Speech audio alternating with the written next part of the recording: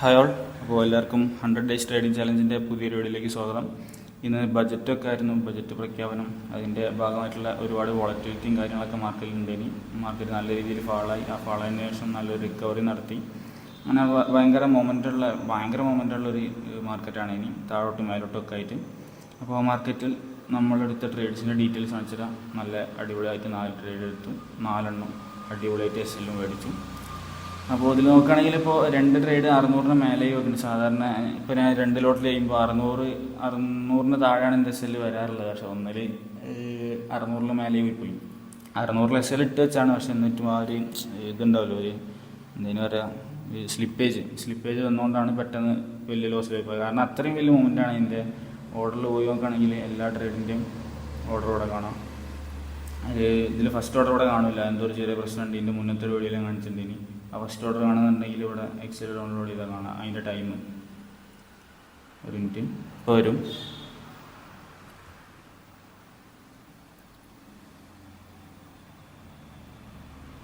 Okay, ഇതിൽ ഇവിടെ കാണാം 10/1-നാണ് ഫസ്റ്റ് എൻട്രി. ആ ഫസ്റ്റ് എൻട്രിയിൽ കാണില്ല ഏറ്റവും അടിയിലുള്ളൊരു ഓർഡർ. അതുകൊണ്ടാണ് എക്സൽ കാണിച്ചത്. 10/1-നാണ് ഇനി ആ ഫസ്റ്റ് എൻട്രി. ഓക്കെ, അപ്പോൾ 10/1-ൻ്റെ ആ എൻട്രി എടുത്ത് 10/17 എസ്-എൽ അടിച്ചത്. അത് കുറച്ച് ടൈം ഉണ്ട്. ഇനി അത് കഴിഞ്ഞാലെടുത്ത ട്രേഡ് സെക്കൻഡ് ബൈ ചെയ്തത് ഇവിടെ ആണ്. 12:22 22:48 എടുത്തിട്ട് 58, ഒരു 10 സെക്കൻഡ് പോലും ഇല്ല. അതിൻ്റെ മുന്നേ തന്നെ എസ്-എൽ അടിച്ച് അത്രയും പെട്ടെന്നാണ് ഇനി. അതേപോലെ പിന്നെ അടുത്ത ട്രേഡ് എടുത്തത് ബൈ ഓർഡർ 12:36-നാണ്. 36:20 എടുത്ത് 36, ആകെ ഒരു 14 സെക്കൻഡ്. അപ്പോൾ നമുക്കൊന്ന് ട്രേഡ് എടുത്തിട്ട് നോക്കാനുള്ള ടൈമില്ല, അതിൻ്റെ മുന്നേ തന്നെ എസ്-എൽ അടിച്ച്. അത്രയും വോളറ്റിലിറ്റിയാണ് ഇന്ന്. പിന്നെ അടുത്ത ട്രേഡ് ബൈ എടുത്ത് 13:10. പിന്നെ ഒരു മിനിറ്റ് ഒന്നും ഇല്ല, 50-ന് എടുത്ത് ഒരു 10-20 സെക്കൻഡ് അത്രേ ഉള്ളൂ. അപ്പോൾ എല്ലാ ട്രേഡും അങ്ങനെയാണ് പെട്ടെന്ന്. അപ്പോൾ നമ്മളിപ്പോൾ ഒരു ട്രേഡ് എടുത്ത് എസ്-എൽ അടിച്ചല്ലേ, ബജറ്റ് ആയതുകൊണ്ട് 2 എസ്-എൽ അടിച്ച് അതുകൊണ്ട് ഇനി ട്രേഡ് എടുക്കില്ല, അങ്ങനത്തെ പരിപാടി ഒന്നുമില്ല. നമ്മൾ റൂൾ പ്രകാരം വന്നാൽ എടുക്കും. എത്ര എസ്-എൽ ആയാലും എത്ര ടാർഗറ്റ് ആയാലും എന്തായാലും നമ്മൾ വിഷയമല്ല. സ്ട്രാറ്റജിയിൽ പ്രത്യേകിച്ച് മാറ്റവും കാര്യങ്ങളൊന്നും ഉണ്ടാവില്ല. ഇപ്പോൾ ചാർട്ടിൽ പോയി നോക്കുകയാണെന്നുണ്ടെങ്കിൽ ഫസ്റ്റ് ട്രേഡ് ഈ ഒരു ക്യാൻഡിലാണ് ഇനി 10/1-ന്. അത് ഇവിടെ എസ്-എൽ അടിച്ച ഒക്കെ അപ്സൈഡ് തന്നെയാണ് ഇനി. കാരണം മാർക്കറ്റ് നോക്കുകയാണെങ്കിൽ താഴത്തേക്കാണ് കുത്തനെ അങ്ങനെ വീണുകൊണ്ടിരിക്കുന്നത്. അപ്പോൾ താഴത്തുള്ള ഒരുപാട് ലിക്വിഡിറ്റി എടുത്ത സമയത്താണ് ഞാൻ മേലോട്ടേക്ക് എൻട്രി നോക്കിയത്. ഫസ്റ്റ് ട്രേഡ് ഇവിടെ എടുത്ത് അത് 10/17 എപ്പോഴാണ് എസ്-എൽ അടിച്ച് ഈ ക്യാൻഡിലാണെന്ന് തോന്നുന്നത്. പിന്നെ അടുത്ത എൻട്രി സെക്കൻഡ് എൻട്രി ഈ ക്യാൻഡിലാണ്. അതാണെന്നുകൊണ്ട് പെട്ടെന്ന് തന്നെ എസ്-എൽ അടിച്ചത് വിത്തിൻ സെക്കൻഡ്സ്. പിന്നെ അടുത്ത എൻട്രി ഈ ഒരു ക്യാൻഡിലാണ് ഇനി, അതും പെട്ടെന്ന് എസ്-എൽ അടിച്ചു. അതിനുശേഷം ഈ ഒരു എൻട്രിയാണ് ഇനി. ഇവിടെ നിന്നൊക്കെ കോൾ ഓപ്ഷൻ എടുത്ത് ഈ കോൾ ഓപ്ഷൻ എടുത്തിട്ട് ഇവിടെ ഇവിടെ പെട്ടെന്ന് തന്നെ എസ്-എൽ അടിച്ചില്ല. എസ്-എൽ അടിച്ച് കുറച്ച് താഴെ വന്നിട്ട് പിന്നെ സാധനം നല്ല പൂക്ക് പോയിട്ടുണ്ട്, മേലോട്ടേക്ക് നല്ല രീതിയിൽ പോയിട്ടുണ്ട്. അപ്പോൾ പക്ഷേ അത് നമുക്ക് വിഷയമല്ല. പിന്നെ ഇങ്ങനെ ഇന്നിപ്പോൾ എസ്-എൽ അടിച്ചപ്പോൾ കുറച്ച് ദിവസമായി കറക്റ്റ് എസ്-എൽ അടിച്ചിട്ട് ടാർഗറ്റിലേ പോകുന്നു. എൻ്റെ വ്യൂ കറക്റ്റായിട്ട് എസ്-എൽ അടിച്ച് ടാർഗറ്റ്. പക്ഷേ അങ്ങനെ കുറച്ച് ദിവസം പോയി വിചാരിച്ചിട്ട് പെട്ടെന്ന് ഞാൻ നാളെ തൊട്ടിട്ട് ഇനി എസ്-എൽ ഇടില്ല അങ്ങനെയുള്ള പ്ലാനിങ്ങിലേക്കൊന്നും മാറുന്നില്ല. അതേപോലെ തന്നെ കുറച്ചെണ്ണം എസ്-എൽ അടിച്ചതുകൊണ്ട് ഇനി എസ്-എൽ കൂട്ടിയൊക്കെ ഇപ്പോൾ 20 വെക്കണേ, ഇനി അങ്ങോട്ട് 40 വെക്കാം, 50 വെക്കാം, അങ്ങനത്തെ പരിപാടിയൊന്നുമില്ല. ഒരു ലെവൽ കംപ്ലീറ്റ് ആയിട്ട് നമുക്ക് അതിൻ്റെ അതാണ് ജേണൽ. അപ്പോൾ ഇതിൽ നോക്കിയാൽ ഇപ്പോൾ കുറച്ചായിട്ട് ഭയങ്കര കണ്ടിന്യൂസ് ലോസ് തന്നെയാണ്. എത്ര ട്രേഡായി 13 ട്രേഡായിട്ട് അടുപ്പിച്ച് ലോസാണ്. അപ്പോൾ അതിൻ്റെ പേരിൽ നമ്മളിപ്പോൾ ഒറ്റയടിക്ക് സ്ട്രാറ്റജി മാറ്റാനോ കാര്യങ്ങൾക്കൊന്നും പോലും. ഈ ലെവൽ കംപ്ലീറ്റ് ആയതിനു ശേഷം അതിലെന്താ ഇപ്പോൾ ലെവൽ 1 നോക്കുകയാണെന്നുണ്ടെങ്കിൽ ലെവൽ 1 ഫുള്ള് കംപ്ലീറ്റ് ആയതിനു ശേഷമാണ് അതിലെന്തെങ്കിലും മോഡിഫിക്കേഷൻ വരുത്തണോ, ഓവറോൾ നോക്കുമ്പോൾ എങ്ങനെയുണ്ട് അതൊക്കെ നോക്കിയിട്ടാണ് കുറച്ച് വ്യത്യാസം വരുത്തിയിട്ട് വലിയ ഡിഫറൻസ് ഒന്നുമില്ല. എന്നാലും ഈ ഒരു എക്സ്പീരിയൻസ് വെച്ചിട്ട് ചെറിയ വ്യത്യാസം വരുത്തിയിട്ടാണ് ലെവൽ 2-ലേക്ക് പോയത്.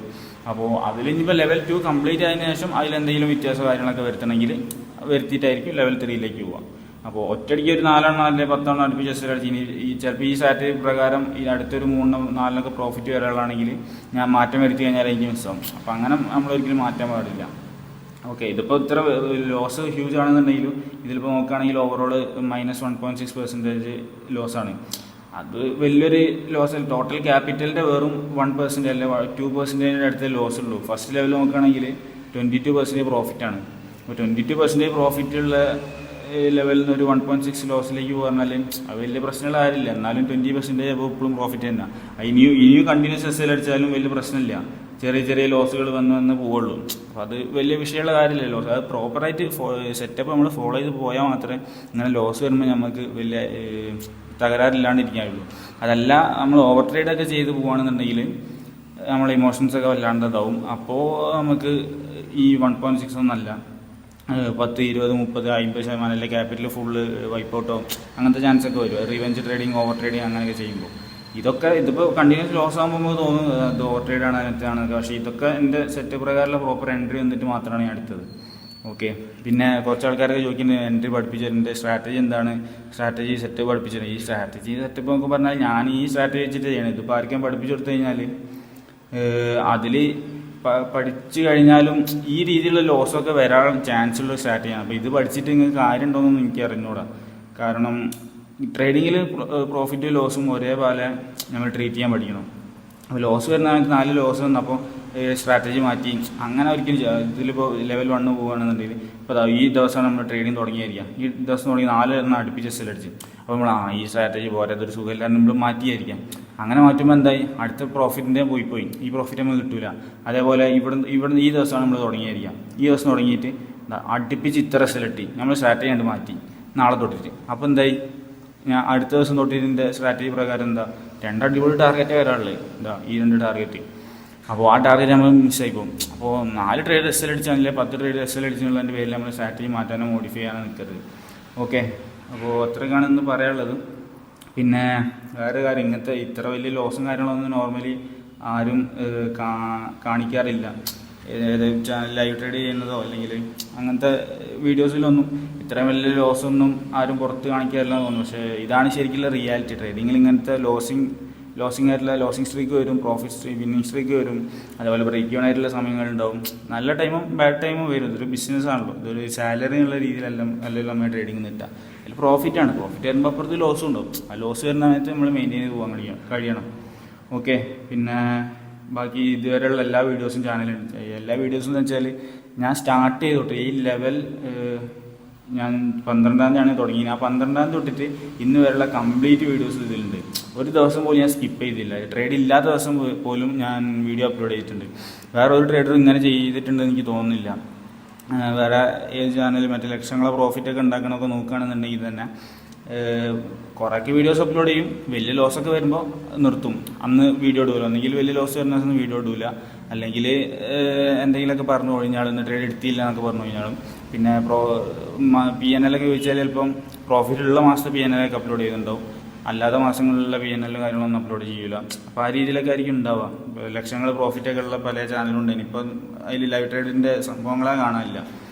അപ്പോൾ അങ്ങനെയൊക്കെ കുറേ സംഭവങ്ങളുണ്ട്. അതിലൊന്നും ശരിക്കും ഇതായി പോരുത്. നമ്മൾ റിയാലിറ്റി എന്താ മനസ്സിലാക്കാതിരുന്നു പോരുത്. കാരണം റിയൽ ട്രേഡിങ്ങിൽ ലോസ് എന്ന് പറഞ്ഞാൽ ഒഴിച്ചുകൂടാൻ പറ്റാത്തൊരു സംഭവമാണ്. അപ്പോൾ എന്തായാലും ഇങ്ങനത്തെ ലോസും കാര്യങ്ങളൊക്കെ വരും. അപ്പോൾ അത് അറിഞ്ഞിട്ട് വേണം നമ്മൾ ട്രേഡിങ്ങിലേക്ക് ഇറങ്ങുന്നുണ്ടെങ്കിൽ ഇറങ്ങാൻ വേണ്ടിയിട്ട്. ഏതൊരു ട്രേഡർ ആയാലും ലോസിങ് സ്ട്രീക്കും കാര്യങ്ങളും ഉണ്ടാവും. ഓക്കെ. അപ്പോൾ ആ കാര്യങ്ങൾ നമുക്കൊന്ന് മനസ്സിലാക്കി വെക്കാം. ഓക്കെ. അപ്പോൾ ഇന്നത്തെ വീഡിയോ ഇത്രയേ ഉള്ളൂ. ബൈ. ഇനി പുതിയൊരു വീഡിയോ എത്തി പിന്നെ കാണാം.